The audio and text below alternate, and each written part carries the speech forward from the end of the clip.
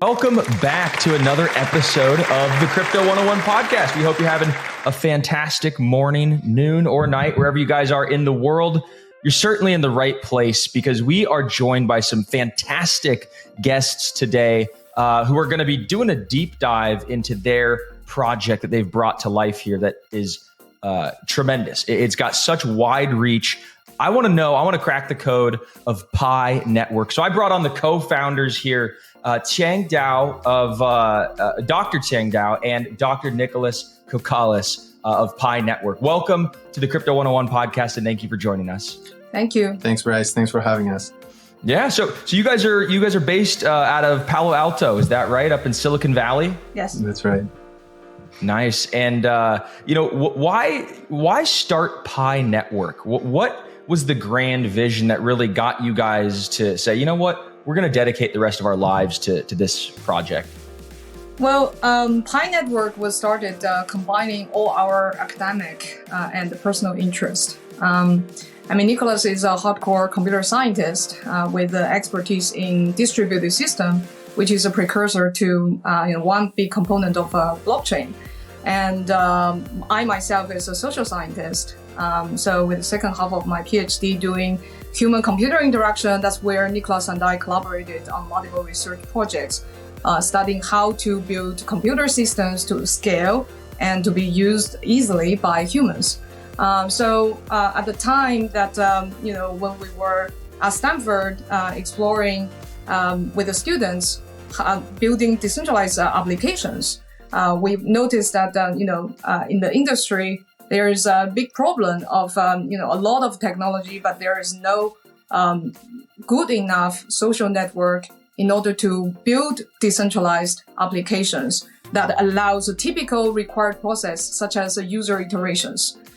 So this is combining our interests of distributed system, human-computer interaction, social computing, and also the excitement about building a large-scale human movement. This is where we build Pi Network.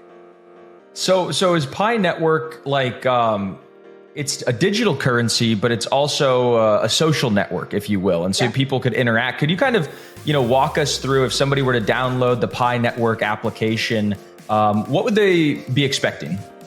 So it's a digital currency in the sense that you can mine it, and you can mine it on the mobile phone directly. As part of the mining process, you contribute to the consensus algorithm. And it is also the entry point to the Pi ecosystem, where you can see and use different Pi utilities. Fantastic. And so what are some of the popular applications that you've seen people develop on the Pi Network, or maybe with the Pi cryptocurrency? Well, to start, there is a very important step for us to migrate our social network to our mainnet blockchain. And the key step is called KYC. And one application of the Pi cryptocurrency is that people can pay Pi to get their IDs verified in order for them to migrate to the mainnet. And this is a very strong utility in the sense that, native currency Pi is used to pay for real human labor that result in valuable work in the world. And so people need to, so right now they have like a test net, and now there's a transition to the main net. And in order to get onto main net, you need to KYC. Can you kind of tell people maybe a little bit about why people need to KYC? And for those who don't know, who are listening, what is KYC? Okay. So KYC is generally known as a know your customer process. And a lot of, traditional businesses require KYC to, for compliance reasons, to know your customer, to know who you are providing the service to, especially financial related services, generally is required. And so Pi Network doing KYC is, for one, of course, as much as compliant as possible. Second is also for our own policy. For example, in Pi, we require one person per account. This means that this is one of the defense mechanisms of our network to prevent fake accounts migrating to the mainnet. So we are, and we're having this KYC solution. We needed to build it in-house for multiple reasons. Scalability is a big one of them. And scalability not only in the sense that we have a large network of people that spans across almost every country region in the world, and we are talking about tens of millions of people. And we couldn't find any KYC solution out there that could have solutions for every single country's IDs. Number one, about scalability, but also number two of scalability is that there is no currently KYC still requires some human intervention. So there is a lot of machine learning and AI algorithms that are helping with liveness detection and with identification of the IDs and understanding what's on the ID documents, but it still needs some human support. So any KYC solution we talk to could only scale to thousands of KYCs per day, like small amount of KYCs per day. But in our case, with such a vast network, which we are preparing for the next billion users, it couldn't scale with just the thousands per day. So, for example, we did our first million KYCs in a single month. So that wouldn't be possible. And there were almost 500,000 people involved in the process of verifying the first million or 2 million people who KYC. So that's a tremendously large number, especially when we talk about, crypto sort of networks. And, if you look at any of the DeFi apps, for instance, they have a few thousand users every single day. You look at some of these, decentralized metaverses, not pointing any fingers, not naming any names. Everybody's doing a great job. There's just not that many users on a day-to-day basis. NFTs, the volumes are down 99%. So my question to you is, man, how did you guys, grow to get, millions and millions of users? And what are kind of like the metrics that you guys have? Like you have 1 million users, you have 10 million users, and how did you get all these users? Well, it comes down to the unique strategy of ours. And the core strategy is accessibility. And accessibility has threefold, I guess. One is the financial accessibility. In Pi, everybody can mine for free. They don't need to pay anything to enter. Another accessibility is knowledge accessibility. We build our UI to be really intuitive. For example, the mining component, they can mine on the phone. So you don't necessarily need the computer science knowledge about setting up a node in order to mine. And then there is also the system design accessibility. That is, in addition to people find it easy to mine, they also find it easy to use. So all these factors contribute to the accessibility. And also the strategy of accessibility also have the result of, more fair and more widely distribution of the cryptocurrency. So that makes us one of the most widely distributed. We are now at over 35 million engaged members and distributed in almost every country and region in the world, over 233 countries and regions of the world. So that's also ties into why our KYC process needs comprehensive solution, because it's like every region. Yeah, it's got to have a global sort of approach as opposed to country by country. That's fantastic. And, so Pi Network, there's a cryptocurrency, there's a network, there's applications, there's millions and millions of users. What's next? We have the mainnet, but what are you guys trying to accomplish with mainnet? So a very special period, our strategy design is called enclosed mainnet. So our mainnet went live in last December. We started our mass KYC, I think the first quarter. And then we are also in the process of migrating all these millions of people. The next is basically after migrating all these millions of people to the mainnet, we're building the enclosed network. Enclosed network means everything can be transacted within Pi, but cannot have external connectivity yet.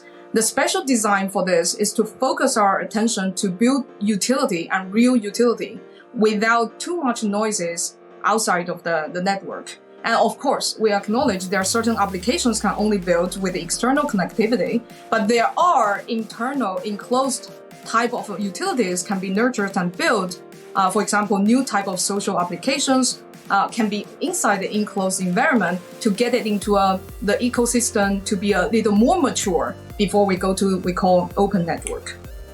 Okay, interesting. So somebody downloads the app, they're mining on their phone, or are they staking, or is it like they're doing some type of hash or something like that? Okay, so your question is how does the Pi mining work? I guess your question, right? Yeah. So mining, as people traditionally understand, is in the context of proof of work. When people think of mining, it's a lot of electricity, a lot of hashing. Okay. So that's because proof of work require nodes to spend electricity to solve mathematical puzzles to reach a consensus. So it comes down to the type of consensus algorithm a protocol uses. Pi relies on federated Byzantine agreement, in which the consensus is reached not through burning electricity, but through a quorum rely on a trust graph to rise from the trust graph. And inside the quorum, nodes send messages to each other, just like votes, in regard to whether a transaction is true or fraudulent, and help that reach consensus. Just by my description of how this mechanism works, these days any laptop can send messages to other computers. So the scale of the requirement for electricity is no comparison to the level that required by proof of work. This is the fundamental reason why Pi mining in the first place doesn't require electricity. Now, as I mentioned, there needs to be a trust graph. So the mobile miners are actually contributing their trust relationships to form this trust graph that can feed the consensus algorithm to reach consensus. So the actual running of the blockchain, the heavy lifting of actually running, is still on our Pi nodes, which is computer nodes. So, but the required efforts of our Pi nodes is different from the Bitcoin nodes. And then they're also rewarded in Pi in conjunction with the mobile miners. So in the broader sense of the mining is that individuals or nodes contribute to a consensus algorithm for it to reach consensus. In return, they receive rewards on that protocol. You guys envision Pi Network ever interacting, or Pi Network users ever interacting with their Pi tokens on other chains, right? Is it going to be this cross-chain future with bridges or atomic swaps, or is it kind of going to be maybe like one blockchain to rule them all? What's your guys' view? Well, the sky is the limit. We are not here to enclose the world in just one technology. We are always open to collaborate with other technologies. We believe in open standards and open networks. We see what happens with platforms when they become too enclosed, and the power that comes with that, and also the impacts that they have to consumers. There is even in the news lately about new recent policies that the various mobile application platforms are constantly changing to enforce different rules. So we are always open. We expect that there's benefit in collaboration between platforms, of course. Yeah. So speaking of that, like I heard the other day, Apple kind of came out with these new rules about any sort of crypto transactions that happen through their app, like an app that was downloaded through the Apple Store, like they're supposed to now be collecting 30%.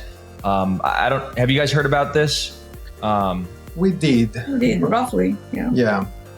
Yeah. So, I mean, the world is still in a phase, including, tech giants or regulators still figure out how crypto can fit into the existing economy. And that is the process as a crypto builder also need to be patient and follow and then adjust in order to fit in at the same time create innovation. Where open standards help. That's where open standards help. Being more accessible through the web, through technologies that are open helps push the ecosystem forward. Yeah, I was going to say basically the same thing. Like they're kind of pushing people away from mobile and back to web. There could be this renaissance of like these open web-based applications as opposed to just like, mobile first and mobile only applications. So it'll be interesting to see. We, several years ago, we made a pretty unexpected move. We are all about user experience and producing a better user experience for our users. But at some point we did something counterintuitive to user experience, which is we had the Pi app and we created the Pi browser. Where that is counterintuitive because it asks people to install two apps, so it's more complex. And that was several years before these recent announcements. So in a sense, we have prepared ourselves with what we think it would make sense to do, to rely more on open technologies, web browsers, and things that don't completely enclose or rely on single entities to have a single failure point in the whole process. Are not limited only to one type of platform. Basically, we also have a testnet, or we also have a desktop, application. So. I see. Yeah. Yes. So many different access points for the application. Yes. And redundancy points like to work on the web, to work on different infrastructures and technologies. Yeah. So tell me a little bit about your guys' experience as co-founders of a huge network through the bear market, because I'm curious. Just do numbers kind of start to slow down? Does work morale at the office kind of go down, or what's your guys' experience as a bear market builder? Well, I mean, from my perspective, bear market is not necessarily a bad thing for the industry. The bear market get rid of all the craziness and the noises, and force people to focus attention on, what is real, what is really useful, what is the real use cases of crypto.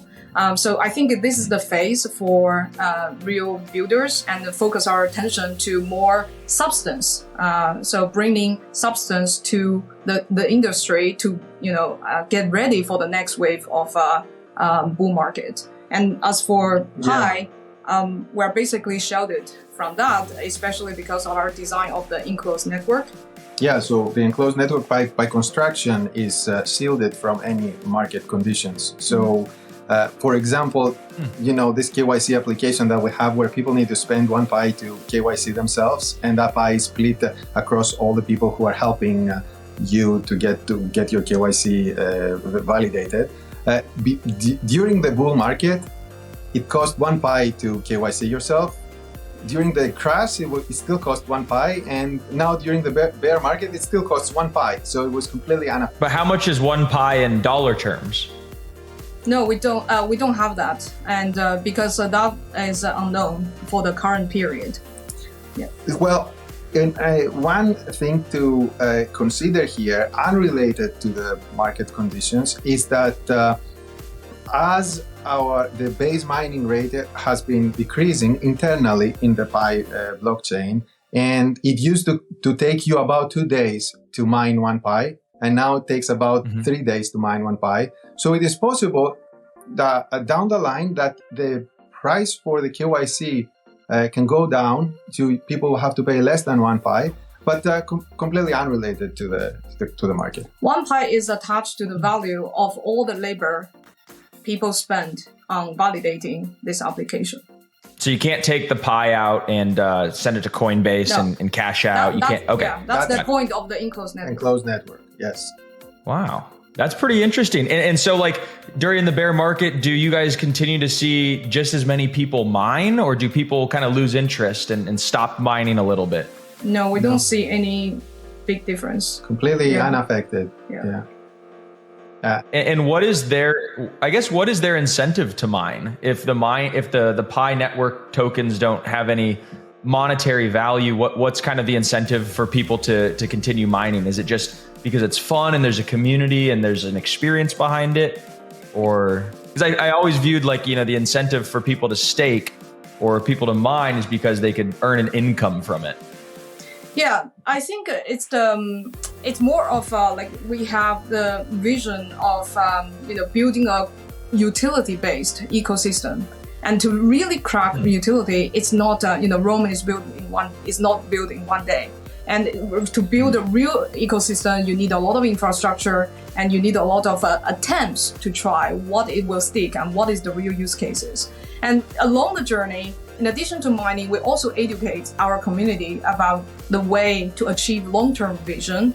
And also, in essence, our network is, free to join to start, and more fair distribution. Unlike, many other conventional way in crypto that tokens are sold we never sold any token, and 80% are for the community and the network. So it's basically a more fair participation into this ecosystem to build the ecosystem together. It's not just, we are not just we provide the thing for the community. It's all, the core team is only one participant of the network, and every user and member and developer have their responsibility to contribute to the network to build. And this network and ecosystem cannot be built in one day. And that's the mentality and that's the spirit of Pi community. How long do you think it'll take? Is it like a 10-year, maybe a 20-year plan for this to kind of, come to fulfill the grand vision? Or is it closer than that? I think it's hard to say, but for the next 3 or 5 years, I think even for the general crypto industry is to figure out and overcome a lot of obstacles for the industry as a whole and obstacles for a specific project. For the industry itself, it has knowledge obstacle. How do people perceive cryptocurrency and the industry? There's a lot of disinformation and misinformation. How do we remove those? And then there is also the regulation obstacle, meaning that we need more clear rules. There is also the application obstacle. What the meaning is that we need to figure out how crypto or blockchain based service can integrate with everyday people's life to create actual use cases and useful services. So that people use it for its intrinsic value, not necessarily as only an investment tool.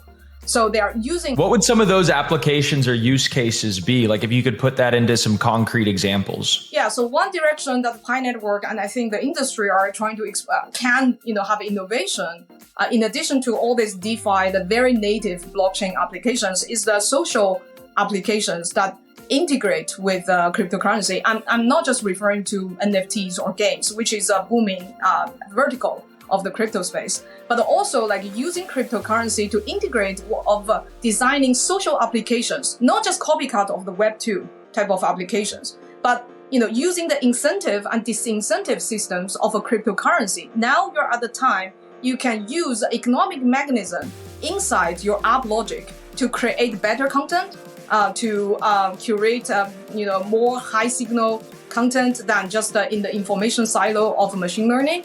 And you can also, use this cryptocurrency as a mechanism to motivate and mobilize and leverage the crowd wisdom. Just like our KYC application is an example of, leveraging the power of the crowd in order to scale certain services. Like this type of applications is, I think, for the next 3 or 5 years that the industry can explore and will have true innovation instead of a copycat of Web2 or just, very finance related, and to explore different type of verticals of applications and utilities. And this is what Pi is trying to do, given that we are already at the advantage of having a big social network to start with. Yeah. So what do you kind of think of Elon Musk buying Twitter? And I just asked this because he tweeted out and was talking about, he goes, myself buying Twitter kind of expedites the timeline for X, the Everything app. And the Everything app is supposed to have, a crypto wallet integrated with it and, work and play and social and all this kind of stuff along with payments. And it kind of sounds like that could be maybe even a competitor to Pi Network. Is that how you guys think about it? We don't see things as competitor. And this is so new. This is so new industry. Every type of innovation is welcome. And also the fact that, I don't know what Elon Musk thinks about this, but the fact that he, have Twitter and then also interested in crypto as demonstrated. The fact that these two, social network and also crypto, merged together seems to be in line with what I was describing just now. Like in the social app, vector, there might be innovations using cryptocurrency. Yeah, and in a sense, the strategy he proposed makes sense. So he said we need to take Twitter off the public market so that we don't have these external dependencies where Twitter may want to take some non-conventional, non-consensus moves which if you do it as a public company, you have to look at how the market price of the stock of Twitter would go. So removing those external interferences, then you can try to focus on innovation that will be a long-term innovation. On the short term, if it was maybe loses money, less advertising, something less about the company, but in the long term creates a better product. And that's, I think, what he was trying to do there. In a sense, this is similar to our strategy for enclosed network. So we have the enclosed network right now to completely eliminate all the possibilities of people trying to use Pi for quick success of X, of Y, of Z, and focus on long-term utility, long-term usefulness for the world. Mm-hmm.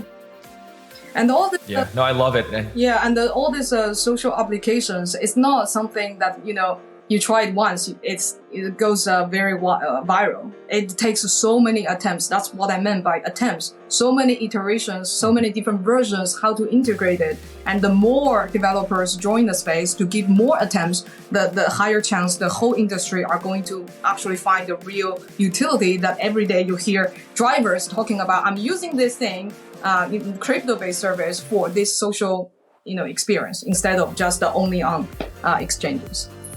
Yeah, no, it reminds me of I watched this documentary actually about Elon Musk and starting SpaceX, and he iterated many times on the rocket ship to have, consumer flight. But he blew up the first 3 rockets on accident, right? So nothing's ever perfect the first time. But if you want to have true long-term sustainable innovation, I also love the analogy of, him taking Twitter off the public market, because the things that he'll do to that company after he purchases and go private, he will have if he still had public board members and public shareholders to a fiduciary obligation to them, the experiments that he would run and the innovation, while it might, affect the stock price negatively, it could actually be long-term, a net benefit. And it's pretty clear that, that's what he's going to be doing. He's going to be doing a lot of experimental, fun, innovative things, a lot like what you guys are doing with the Pi network. And so I'm excited to see how everything turns out. I'm excited to download it and get Pi mining myself here. So guys, I really appreciate you coming on to the Crypto 101 podcast. If anybody who is listening is interested, they want to learn how to mine Pi, maybe get involved in the ecosystem, where can we direct them to? And we could link some stuff into the show notes. Minepi.com. That's easy. Minepi.com. Yeah. How'd you guys land on the name Pi? P-I 3.14, right? Yes. Oh, I guess we're all geeks. So yeah, we love math, and Pi is such a universal concept. Everyone understands it. It also represents a circle that the uniting people together. Inclusiveness goes into the concept. And also, Nicholas has a Greek descent. It's a Greek letter. Easy to type it on my Nicholas. It's easy to type it on my keyboard. Love it. All right. Well, guys, thank you so much. We look forward to bringing you guys back on again to the Crypto 101 podcast when you have some more exciting updates.